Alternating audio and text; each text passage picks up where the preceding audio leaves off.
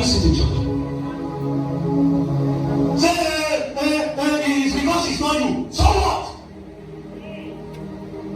The Bible says if you bring your offering to the altar, and you remember that your brother has ought against, not that you have ought against your brother. Your brother has ought against you. He didn't say find out whether the ought is legitimate or not. I was in church every Sunday.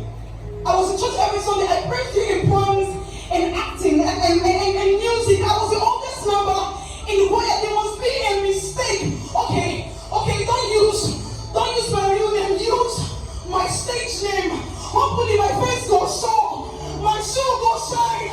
Father, please. He looks away and tells me to pray for me.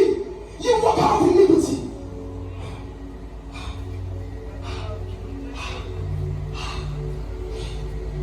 Immediately I started to feel flames.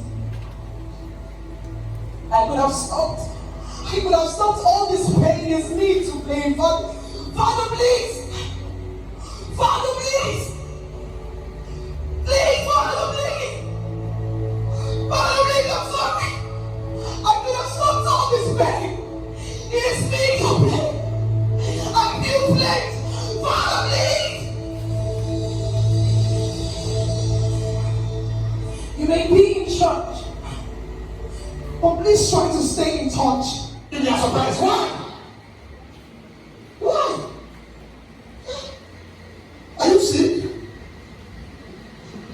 Or have had enough drink before you came?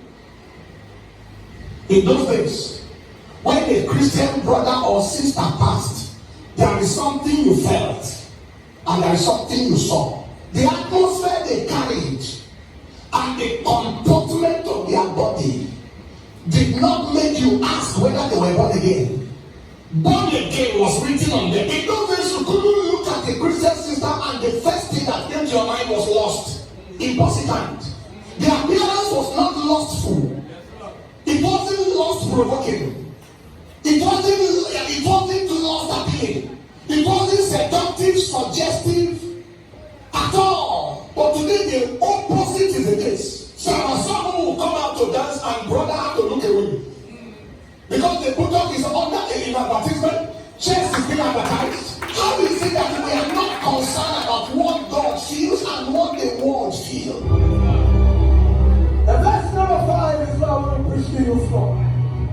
He said, these people, you find them in church. Why am I saying that? Because they have a form of godliness.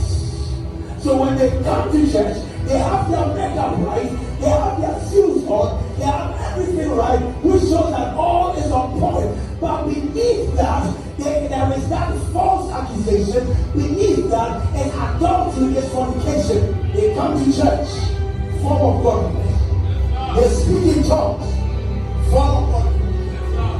They prophesy, form of godliness. They sing well, form of godliness.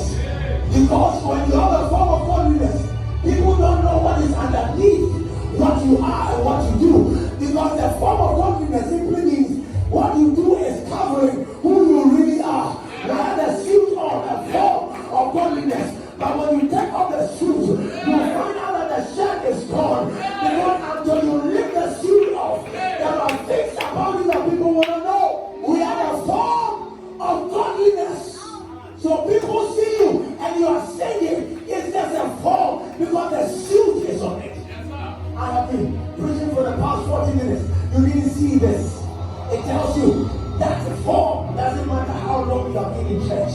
You can be in church for 40 years and still do things that God doesn't want you to do. You can be a church boy, born in church, a church girl, born in church, but your lifestyle and your attitude, a form of godliness. And yet, in either form, you find gossip. A form. You don't know what it cost him for you to be called. That is why you live your life anyway you want. So people look at you going to church, and when I put my suit on, there is no way you see all these things. The God is covering it. But there is a God who sees beyond. what I want you to know. That it is not what you are lending to the world, it is not what you are selling to the world, but God sees the heart and the